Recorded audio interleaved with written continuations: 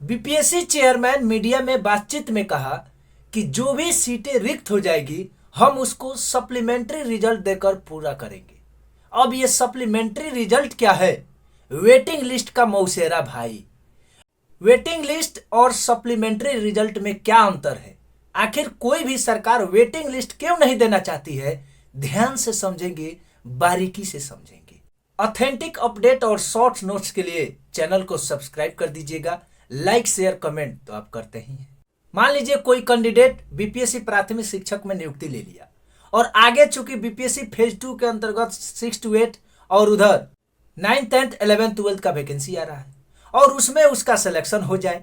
इधर प्राथमिक शिक्षक में 2-3 मंथ नौकरी किया तब तक 6 to 8 में हो गया। अब प्राथमिक शिक्षक का छोड़ेगा ना, तो जैसे छोड़ेगा तो वेटिंग लिस्ट में होता क्या है, अगर वो छोड़ा, चाहे रिजाइनेशन मारा, मान लीजिए कहीं दरोगा में हो गया, चाहे सीजीएल में हो गया, कहीं भी इससे अच्छा पोस्ट पर हो गया, तो वो अगर जॉब छोड़ दिया तो वेटिंग लिस्ट में जो भी कैंडिडेट के डाले गए थे उसको सिलेक्शन कर लिया जाता है।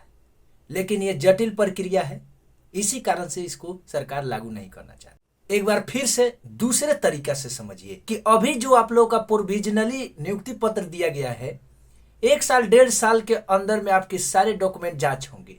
यानी आपने जहां से डीएलएड बीटीसी किया है उस कॉलेज से, उस यूनिवर्सिटी से जांच होगा कि क्या सच में यहां से वो किया है, आकि फर्जी कहीं से डॉक्यूमेंट बनवा लिया है। अगर साल भर के बाद आप फर्जी पकड़ा गए तो आपका नियुक्ति रद्द तो होगा ही, जेल में भी जाएंगे और जो अभी तक पेमेंट उठाए हैं सब देंगे। ये तो फर्जी अभ्यर्थियों के लिए हो गया, लेकिन घाटा उन अभ्यर्थियों को हो जाएगा जो 1 नंबर से काउंसलिंग के टाइम साल भर पहले छट गए। अगर उसी समय ये फर्जी वाला पकड़ा गया होता तो सीट खाली नहीं ना जाता। लेकिन जब 1.5 साल के बाद ये सीट खाली हुआ तो ये सीट बैकलॉग में चल जाएगा और अगले वैकेंसी में ये जुड़ के आएगा। लेकिन सप्लीमेंट्री रिजल्ट क्या होता है?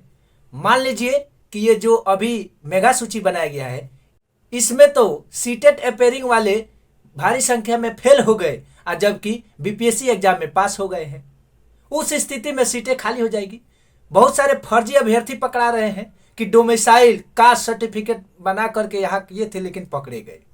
कुछ लोग ऐसे होंगे जिनका सिलेक्शन या तो 9th 10th या 11th 12th में हो गया। अभी कैसे होगा जब बीएड नहीं था? तो अरे ऐसे 10,000 से ज्यादा लोग थे जो बीएड भी किए हैं और एनआईओएस से डीएलएड भी किए हैं। अगर उनका 9th 10th 11th 12th में हो गया तो ये पीआरटी का सीट वो तो खाली ना छोड़ेंगे।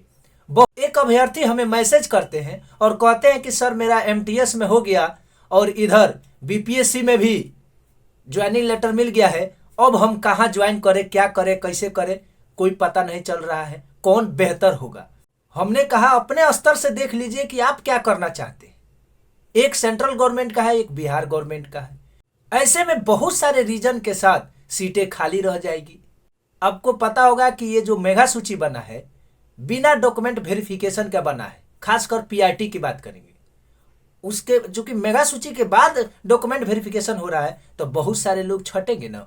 अब इस स्थिति में जो रिक्ति हो जाएगी उन्हीं को सप्लीमेंट्री रिजल्ट के तहत भरा जाएगा। यानी जो सीटें खाली हो जाएगी और मेगा सूची में उस रेंज में जो लोग 1 नंबर 2 नंबर कम करने पर आ जाएंगे सबका सिलेक्शन हो जाएगा। उसके बाद उन लोग का फिर से डॉक्यूमेंट वेरिफिकेशन होगा और फिर से जांच होगी।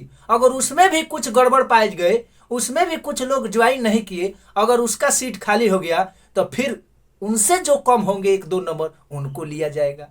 वहीं जहां वेटिंग लिस्ट एक जटिल प्रक्रिया है और उसका सिलेक्शन 1 साल 1.5 साल लग सकता है, जबकि ये 1 मंथ के अंदर में सारा निपटा दिया जाएगा।